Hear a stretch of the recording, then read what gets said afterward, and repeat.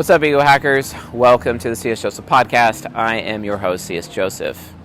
Today's question is, how can an INFJ multitask between things by themselves? And short answer is, they really can't, and that's how you set them up for failure. Like if you're trying to get them fired, naturally. But let's actually examine why this is. Okay, they're anti-hero. They're really focused on one thing at a time. They're also affiliative. They're supposed to be working with a team. Okay, they're already set up for failure, asking them to split their focus. And especially when you have extroverted thinking trickster, it makes that even more difficult because from their perspective, they can pull that off, but they really, really can't. Even an INTJ would not actually allow themselves to be in that particular situation because they already know they're going to procrastinate. They already know they're not going to be able to achieve it. And because they're not achieving it and they're not going to achieve it, they're not going to put themselves in that position to be set up for failure. And that's the big problem.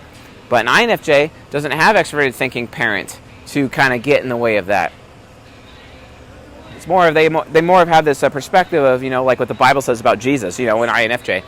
Oh, he is all things to all people. Right? All things to all people. You ever heard that before, you church folk? Well, the thing is that all things to all people, when an INFJ ends up going into an organization, right?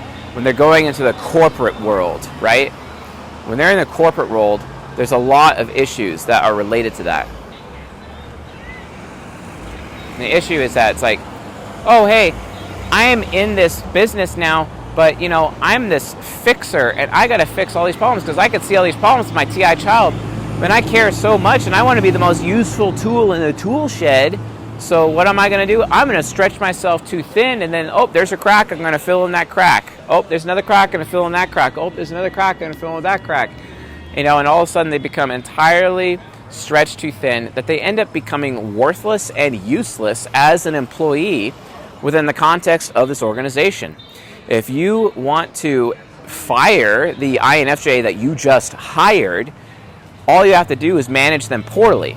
And you manage them poorly by giving them multiple projects to do at the same time and causing them to split their focus.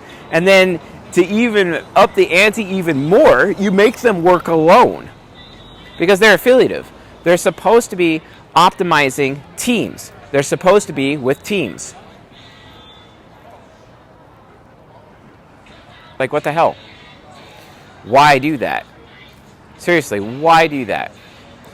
And that's not appropriate. That's not going to work, right? That's just going to fail. So I don't recommend that. I really, really don't recommend that. So INFJs, if you're watching this, if you're really working for a business and management is expecting you to do multiple projects at the same time and do it by yourself, you're going to ultimately fail. You have to be part of a team. Now, granted, I am kind of a hypocrite in this area. As one of my business associates and one of my employees would actually point out to me, I actually personally have a problem with that. I'm a starter type, and I end up being like, hey, let's start this thing. Let's start this project. Let's start this project. Let's start this project. And I just completely and utterly overwhelm all of the INFJs on the team, even with how I communicate with them, when I should be spoon-feeding that information. Honestly, there have been when it comes to INFJs, I already know deep down that I am a bad manager. I just know it. I'm a bad manager. And that's why I got to learn delegation a lot more. My delegation skills could be better. And honestly, the more stress that I have in my life, I've come to realize it's really as a result of a lack of delegation on my part as a manager, right? So that's why, I bring on other people to manage for me because I'm just that bad until I can find, a nice book or something that teaches me proper delegation skills or leadership skills. Because that's what I need. That's what I need ultimately. I need that kind of more than anything, especially to be able to bring my business to the next level in terms of how I utilize my human resources. So whenever there's an opportunity for me to actually just focus the INFJ, sometimes focusing the INFJ on your team, who is your employee, okay, what you have to do as a manager is you're aware of all these other projects, you're aware of all these other things, but don't talk about it. Just store it up on your notes, store it up in your head or whatever. Don't talk about it at all. Just don't. Just don't do it. And instead, talk about what is relevant now, or what is immediately relevant to the INFJ, and get them to focus on just one project at a time, and also to do it with team members so they're not doing it by themselves. That way they have accountability, that way they're not procrastinating, that way they're getting the job done. Because even giving deadlines to an INFJ is not really going to help. It's just not going to help, because instead, by them be working on a team, they don't want to let their team down, so they're going to work harder. And the fact that they don't have a split focus allows them to use their anti-hero to focus, laser focus, on that one thing relating to that specific project, right? And then as a result, your INFJ will become one of the most successful, if not one of the most top-performing employees within your organization. That's what you have to do. And that's what I've been learning a lot about recently, especially as one of the guys on my team heavily criticized me for this recently, and he was absolutely right. And I'm very thankful for that criticism. Without that criticism, I probably wouldn't have been able to answer this question as accurately and as succinctly as I have been able to, given that I have specific anecdotes that apply directly to me, where I'm the one actually making the mistake. I'm the one at risk of setting up the INFJs in my life for failure, which really sucks. It sucks for them.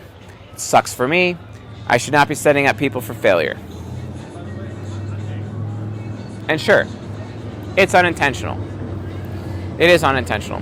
But here's the thing. The road to hell is paved with good intentions, something Templar types need to realize, but also something Crusader types like myself need to realize as well, especially because Crusaders are traditionally bad at management. I mean, look at Steve Jobs. I mean, was he a good manager?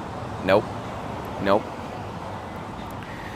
And, if you find yourself in a management situation, you're having INFJs in your team, and you're still, struggling, and you're having the struggle, and you're actually still stretching them too thin, because they're just going to find problems, and they're going to try to fill in those problems by default, and they will actually spread themselves too thinly themselves.